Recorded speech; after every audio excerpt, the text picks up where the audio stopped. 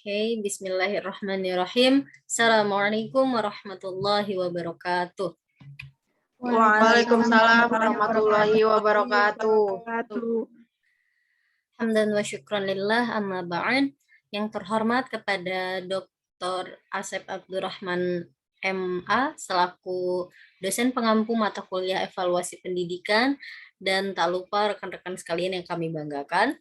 Perkenalkan, kami dari kelas A kelompok 2 evaluasi pendidikan yang terdiri dari Nurul Aini Marwah Amrullah, Waihalom Putri Pahonan, Aisyah Tasya Amini, Situ Nurul Fauzia, Anissa Salsabila, Nisa Amalia, Siti Juleha, dan Eka Pratiwi. Pada kesempatan kali ini kami akan mempresentasikan hasil makalah yang telah kami susun dengan judul penilaian berbasis kompetensi. Baik teman-teman, membahas mengenai pendidikan, kita tahu bahwa pendidikan itu merupakan suatu proses yang dinamis ya. Jadi akan berkembang secara terus-menerus sesuai dengan pengalaman peserta didik. Nah, jadi semakin banyak pengalaman yang dimiliki oleh peserta didik, maka akan semakin matang dan semakin luas pula pengetahuan yang dimiliki oleh peserta didik. Nah, kalau kita menyinggung sedikit kata pengalaman, mungkin pengalaman itu punya eksistensi yang cukup krusial bagi peserta didik, ya karena yang dikatakan tadi, bahwa semakin banyak pengalaman yang didapatkan oleh peserta didik, maka akan semakin pula pengetahuan yang dimiliki mereka. Maka benar teman-teman, pepatah yang mengatakan, experience is the best teacher. Mungkin itu udah common banget buat teman-teman, pengalaman adalah guru terbaik, maka itu benar. Tapi teman-teman, meskipun pengalaman ini punya kedudukan yang bagus bagi peserta didik, evaluasi pendidikan itu juga merupakan salah satu cara agar kita dapat mengetahui seberapa jauh dan seberapa paham mereka terhadap suatu pelajaran. Nah, salah satu proses evaluasi di sini adalah penilaian berbasis kompetensi, teman-teman. Kita tahu bahwa dalam satu kelas itu peserta didik pasti memiliki kompetensi yang berbeda. Ada yang terfokus kepada ranah kognitif, psikomotorik, ataupun afektif. Nah, maka dari situlah seorang tenaga pendidik itu harus mengetahui bagaimana cara menilai kompetensi-kompetensi mereka. Dari itu muncullah penilaian berbasis kompetensi. Jadi diharapkan para tenaga pendidik dan khususnya calon para tenaga pendidik itu mengetahui bagaimana penilaian berbasis kompetensi agar kita dapat mengetahui kesulitan-kesulitan yang dialami oleh peserta didik dalam proses belajar mengajar. Baik teman-teman, langsung saja pembahasan pada kali ini adalah penilaian berbasis kompetensi. Yang pertama, bagian pengertian penilaian kompetensi akan disampaikan oleh Nisa Amalia. Waktu dan tempat kami persilahkan. Baik teman-teman, saya akan mencoba menjelaskan tentang pengertian penilaian berbasis kompetensi sebagaimana tadi yang sudah disampaikan oleh saudari Eka Pratiwi. Di sini ada keterangannya, yaitu pertama, uraian keterangan yang teratur sebagai penjelasan prosedur dan cara menilai pencapaian kompetensi oleh siswa. Yang kedua itu teknik evaluasi yang harus dilakukan guru dalam pembelajaran di sekolah. Jadi pada pembahasan tentang penilaian berbasis kompetensi ini, bahwa istilah kompetensi dimaknai sebagai kebulatan pengetahuan, keterampilan, dan juga sikap yang dapat didemonstrasikan atau ditampilkan oleh siswa dalam berpikir dan bertindak. Jadi istilah evaluasi diartikan sebagai penentuan nilai program dan penentuan pencapaian tujuan suatu program. Dan juga sedangkan penilaian dapat diartikan sebagai penafsiran hasil pengukuran dan penentuan hasil belajar.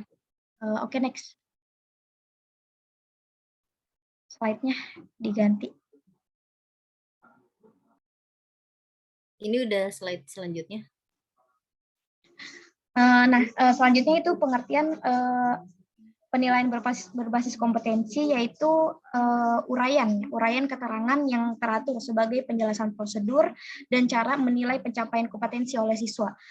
Selain itu, penilaian berbasis kompetensi ini juga dapat diartikan sebagai teknik evaluasi yang harus dilakukan guru dalam pembelajaran di sekolah.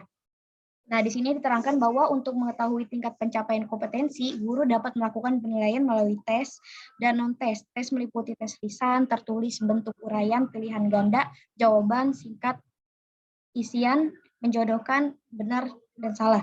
Dan juga tes pembuatan yang meliputi kinerja, penugasan, dan hasil karya. Penilaian-penilaian non-tes contohnya seperti penilaian sikap, minat, motivasi, penilaian diri, portofolio, life skill, tes perbuatan, dan penilaian non-tes dilakukan melalui pengamatan. Ya, selanjutnya.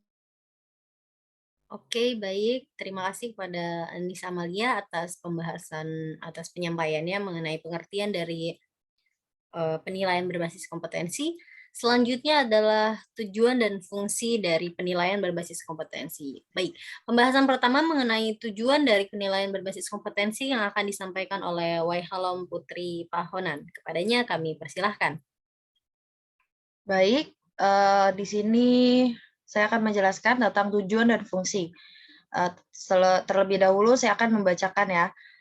Tujuan dan fungsi. Tujuan, 1, untuk mengetahui pengetahuan awal siswa. 2, mengetahui tingkat pencapaian kompetensi. 3, mengetahui perkembangan siswa. 4, mendiagnosis kesulitan belajar siswa. 5, mengetahui hasil suatu proses pembelajaran. 6, memotivasi siswa belajar dan memberi umpan balik kepada guru tentang pembelajaran yang dikelola.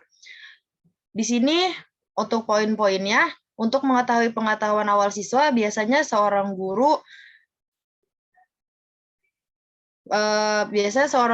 memberikan soal terlebih dahulu. Lalu tingkat pencapaian kompetensi itu pada akhirnya di akhir pembelajaran guru melakukan evaluasi, lalu memotivasi siswa belajar, yaitu siswa-siswa yang kurang memahami diberikan pembelajaran yang lebih intensif seperti les dan lain-lainnya. Lanjut.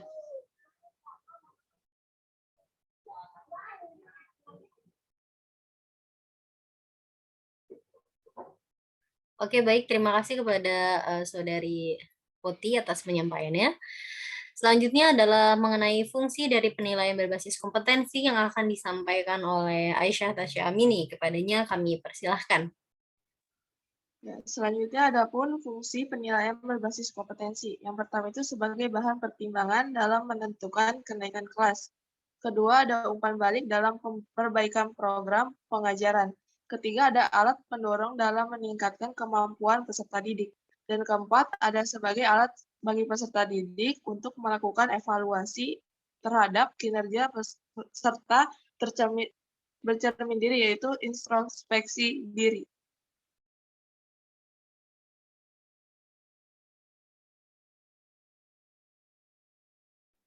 Oke, baik. Terima kasih kepada Saudari Aisyah Tasya Amini atas penjelasannya mengenai fungsi penilaian berbasis kompetensi. Oke, baik teman-teman. Selanjutnya adalah ciri-ciri penilaian berbasis kompetensi yang akan disampaikan oleh Nurul Fauziah. Kepadanya kami persilahkan. Baik, terima kasih kepada moderator. Selanjutnya ada ciri-ciri penilaian berbasis kompetensi. Sebelum saya masuk ke ciri-cirinya tersebut, saya akan memaparkan sedikit tentang penilaian berbasis kompetensi. Jadi, penilaian berbasis kompetensi ini merupakan penilaian berdasarkan kriteria yang mengacu pada kompetensi menjawab seberapa baik untuk kerja peserta didik. Yang dimaksud kompetensi di sini adalah merupakan pengetahuan kognitif atau sikap afektif dan psikomotorik atau keterampilan yang diwujudkan dalam kebiasaan berpikir dan bertindak sehingga mampu menghadapi persoalan yang dihadapinya. Penilaian berbasis kompetensi sebagaimana termuat dalam kurikulum 2004 yang mengarah pada penilaian ketercapaian standar kompetensi dan kompetensi dasar yang kemudian dijabarkan dalam beberapa indikator. Standar kompetensi adalah standar kemampuan yang harus dimiliki oleh peserta didik, sedangkan kompetensi dasar merupakan kompetensi minimal yang harus dimiliki atau dapat dilakukan oleh peserta didik. Nah, selanjutnya penilaian berbasis kompetensi ini memiliki 5 ciri-ciri. Yang pertama, harus memenuhi prinsip-prinsip dasar penilaian. Yang kedua, harus menggunakan acuan dan patokan belajar tuntas. Yang ketiga, berorientasi pada kompetensi. Kompetensi tersebut seperti yang tadi saya sudah jelaskan, yaitu kompetensi kognitif, afektif, dan psikomotorik. Yang keempat, terintegrasi dengan proses pembelajaran.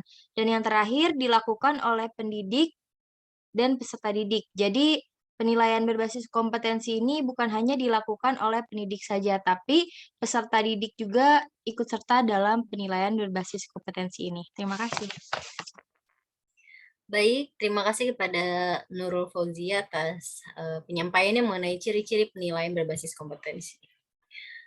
Oke teman-teman, selanjutnya adalah pembahasan mengenai prinsip penilaian berbasis kompetensi yang akan disampaikan oleh Saudari Anissa Salsabila. Kepadanya kami persilahkan. Oke, baik. Terima kasih kepada moderator. Di sini saya akan menjelaskan tentang prinsip-prinsip penilaian berbasis kompetensi. Yang pertama yaitu valid. Valid yaitu penilaian berbasis kompetensi harus mengukur pada seharusnya diukur dengan menggunakan alat yang dapat dipercaya dan sahih. Yang kedua, keterbukaan. Penilaian berbasis kompetensi adalah penilaian yang dilaksanakan secara terbuka. Artinya, guru sebagai evaluator bukan hanya berperan sebagai orang yang memberi nilai atau kritik, akan tetapi siswa yang dievaluasi perlu memahami mengapa kritik itu muncul. Oleh sebab itu, guru harus terbuka melalui argumentasi yang tepat dalam setiap memberikan penilaian. Yang ketiga, adil dan objektif. Penilaian harus adil terhadap semua siswa dan tidak membeda-bedakan latar belakang siswa tersebut. Yang keempat, penilaian harus memberi sumbangan yang positif terhadap pencapaian hasil belajar siswa.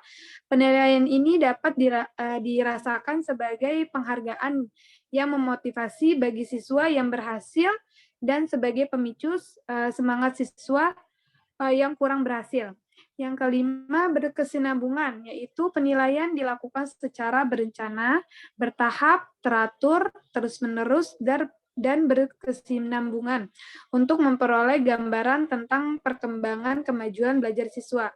Yang keenam, bermakna. Penilaian hendaknya dipahami dan mudah ditindaklanjuti oleh pihak-pihak yang berkepentingan.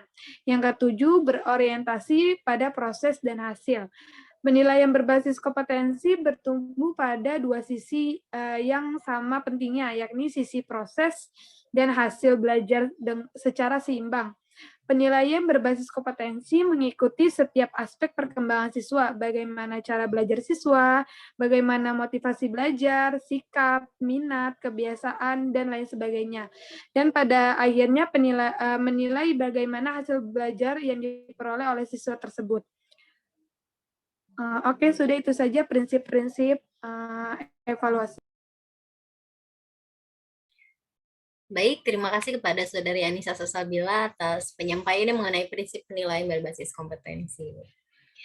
Oke, selanjutnya adalah pembahasan mengenai teknik penilaian dari yang akan disampaikan oleh Saudari Siti Julaiha. Kepadanya kami persilahkan.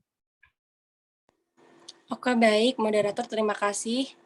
Sebelumnya saya akan menjelaskan tentang teknik penilaian. Nah, penilaian pembelajaran ini meliputi proses dan hasil. Pelaksanaan penilaian dapat dilakukan dengan teknik tes dan non-tes, serta wawancara. Yang pertama yaitu ada teknik tes, yang meliputi tes tertulis, tes lisan, dan tes perbuatan. Yang kedua yaitu ada teknik non-tes, yang meliputi seperti pengamatan, pengisian angket, pengukuran skala sikap, dan minat, pemberian tugas, serta portofolio. Dan yang terakhir yaitu ada wawancara. Nah, pelaksanaan penilaian dapat dilakukan dengan teknik tes serta maupun non-tes. Tes itu apa sih? Nah, tes itu adalah salah satu teknik penilaian yang terdiri dari sejumlah pertanyaan atau butiran soal yang digunakan untuk memperoleh data atau informasi. Nah, berikut sekian dari penjelasan teknik penilaian. Saya kembalikan lagi kepada moderator. Baik, terima kasih kepada Siti Julaiha atas pemaparannya mengenai teknik penilaian. Yang terakhir teman-teman, ya ini mengenai jenis cara pengujian kompetensi dan bentuk soal yang akan disampaikan oleh Saudari Nurul Aini. Waktu dan tempat kami persilahkan. Baik, sebelumnya terima kasih kepada moderator. Oke, baik, di sini saya akan menjelaskan tentang jenis, cara pengujian kompetensi, dan bentuk soal. Nah, jadi jenisnya itu ada dua. Yang pertama, cara pengujian atau tagihan. Apa sih cara pengujian atau tagihan itu? Nah, pengujian atau tagihan adalah cara bagaimana ujian penilaian dilakukan. Nah, cara pengujian atau tagihan ini terbagi menjadi 5. Yang pertama itu ada kuis. Kuis adalah ujian singkat yang menanyakan hal-hal prinsip yang telah dipelajari sebelumnya. Kuis dapat diberikan di awal, di tengah, atau di akhir proses pembelajaran. Terus yang kedua ada ulangan harian. Ulangan harian merupakan ujian formatif setelah selesai pembahasan suatu kompetensi tertentu. Nah, yang ketiga ada tugas individu atau kelompok. Tugas individu atau kelompok adalah tugas yang dapat diberikan setiap minggu dengan bentuk soal uraian atau soal terbuka. Yang keempat ada ulangan semester. Ulangan semester adalah ulangan pada akhir semester dengan materi yang diujikan berdasarkan kisi-kisi soal. Bentuk soal yang digunakan dapat berupa campuran pilihan ganda dan uraian. Dan yang kelima ada ulangan kenaikan kelas. Ulangan kenaikan kelas adalah ulangan dengan materi yang diujikan mengacu pada ketentuan, materi terkait pada kemampuan esensial, berkelanjutan, memiliki nilai aplikatif, atau dibutuhkan untuk belajar pada bidang lain. Nah, yang kedua itu ada bentuk soal pengujian. Nah, bentuk soal yang digunakan untuk mengukur kompetensi sebaiknya terdiri dari berbagai bentuk soal. Nah, di sini ada 4. Yang pertama ada pertanyaan lisan, cara efektif untuk mengetahui seberapa jauh peserta didik mencapai suatu kompetensi dasar tertentu menggunakan pertanyaan lisan. Yang kedua ada soal objektif. Bentuk soal objektif biasanya pilihan ganda dan benar atau salah. Dapat pula soal berupa menjodohkan. Yang ketiga soal uraian.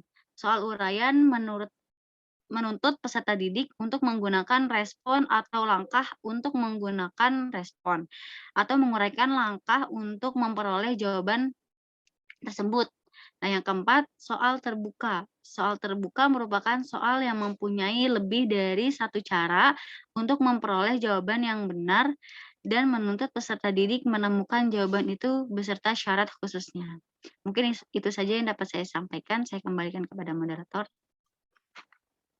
Baik, terima kasih kepada Nurul Aini dan juga teman-teman sekalian atas pemaparan yang telah cukup jelas mengenai penilaian berbasis kompetensi. Baik teman-teman, mungkin hanya itu yang bisa kami sampaikan mengenai pembahasan kita pada kali ini, yakni tentang penilaian berbasis kompetensi. Jadi apabila ada pertanyaan, saran atau masukan, mungkin bisa langsung ditulis di kolom komentar. Oke, terima kasih. Wassalamualaikum warahmatullahi wabarakatuh. Waalaikumsalam Waalaikumsalam warahmatullahi warahmatullahi wabarakatuh.